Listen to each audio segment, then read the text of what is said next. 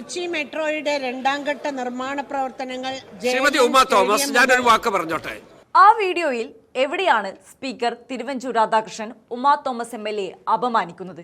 ചോദ്യം സഖാക്കളോടാണ്. അവരാണല്ലോ സോഷ്യൽ മീഡിയയിൽ ഇല്ലാ കഥകൾ പ്രചരിപ്പിക്കുന്നത്. വീഡിയോയിൽ കൃത്യമായി കാണാം ഉമാ തോമസിനോടല്ല സ്പീക്കർ ദേഷ്യപ്പെടുന്നതെന്ന്. സ്പീക്കർ പറഞ്ഞത് ഇത്രയും കാര്യമാണ്: ഉമാ തോമസ്, ഞാനൊരു വാക്ക് പറഞ്ഞോട്ടെ എന്ന് തുടങ്ങിയാണ് സ്പീക്കർ പറഞ്ഞു തുടങ്ങിയത്. നമ്മുടെ ഈ സഭയ്ക്കകത്ത് ഉല്ലാസയാത്ര നടത്തുന്ന പോലെ സഭ ഗൗരവകരമായി മുന്നോട്ട് പോകുമ്പോൾ അതിന്റെ നടുവിലൂടെ ഓളം വെട്ടിപ്പോകുന്നത് ഒഴിവാക്കണം. പല പ്രാവശ്യം നമ്മളിത് പറഞ്ഞതാണ്. ഇനി പറയാൻ ഇടയാക്കരുത്. ഇനി ഉമാ തോമസ് പ്രൊസീഡ് ചെയ്തോളൂ. ഇത്രയുമാണ് അദ്ദേഹം പറഞ്ഞത്. എന്നാൽ ഇക്കാര്യം പറഞ്ഞത് ഉമാ തോമസിനോടല്ലെന്ന് ആ വീഡിയോ കണ്ട ഒരാൾക്ക് മനസ്സിലാകും. സഭയിൽ അംഗങ്ങൾ സംസാരിക്കുന്ന സമയത്ത് എണീറ്റ് അങ്ങോട്ടും ഇങ്ങോട്ടും നടക്കുന്നവരോടാണ് സ്പീക്കർ ദേഷ്യപ്പെട്ടത്.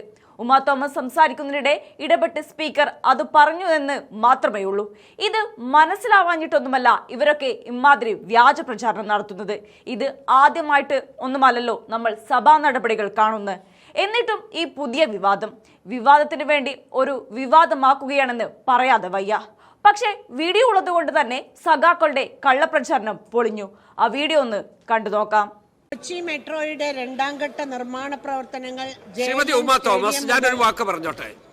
നമ്മുടെ ഈ സഭയ്ക്കകത്ത് ഉല്ലാസയാത്ര നടത്തുന്നത് പോലെ, ഉമാ തോമസ് ഒരു സെക്കൻഡ്, ഈ സഭയ്ക്കകത്ത് ഉല്ലാസയാത്ര നടക്കുന്നത് പോലെ സഭ ഗൗരവതരമായി ഇവിടെ മുന്നോട്ട് പോകുമ്പോൾ അതിൻ്റെ നടുവിലൂടെ ഓളം വെട്ടി പോകുന്നത് ദയവായിട്ട് ഒഴിവാക്കണം. പല പ്രാവശ്യം നമ്മളിത് പറഞ്ഞതാണ്. ഇനി പറയാൻ ഇടയാക്കരുത്. ഇനി ഉമാ തോമസ് പ്രൊസീഡ് ചെയ്തോളൂ. സർ, കൊച്ചി മെട്രോയുടെ രണ്ടാം ഘട്ട നിർമ്മാണ പ്രവർത്തനങ്ങൾ JLN സ്റ്റേഡിയം മുതൽ ഇൻഫോ പാർക്ക് വരെ 11 സ്റ്റേഷനുകളോടെ 11.2 കിലോമീറ്റർ ദൂരം പൂർണ്ണമായും തൃക്കാക്കര മണ്ഡലത്തിലൂടെയാണ് കടന്നു പോകുന്നത്.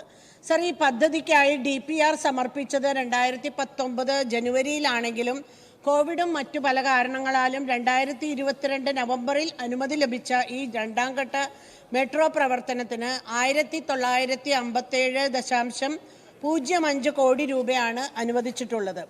സർ, ശ്രീ ഉമ്മൻചാണ്ടി മുഖ്യമന്ത്രിയായിരുന്നപ്പോൾ കൊച്ചി മെട്രോയുടെ ഒന്നാം ഘട്ട പ്രവർത്തനം ആരംഭിക്കുമ്പോൾ തന്നെ വളരെ ദീർഘവീക്ഷണത്തോടെ 22 റോഡുകൾ BM&BC ലെവലിനേക്കാളും ഉയർന്ന നിലയിലും 4 പാലങ്ങളും നിർമ്മിച്ച് ഔട്ടർ റിങ്ങിൽ നിന്ന് പോലും വരുന്ന ജനങ്ങൾക്ക് യാതൊരു ബുദ്ധിമുട്ടുമില്ലാത്ത രീതിയിൽ ഗതാഗത സൗകര്യം ഒരുക്കിക്കൊണ്ടാണ് മെട്രോ പ്രവർത്തനങ്ങൾ നടന്നത്.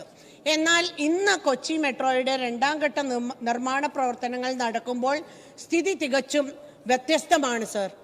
സർ, ജനങ്ങൾക്ക് ബദൽ സംവിധാനം ഒരുക്കുന്നതിനായി ഒരു സിംഗിൾ റോഡ് പോലും സജ്ജമാക്കാതെയാണ് രണ്ടാം ഘട്ട പ്രവർത്തനങ്ങൾ നടന്നുകൊണ്ടിരിക്കുന്നത്.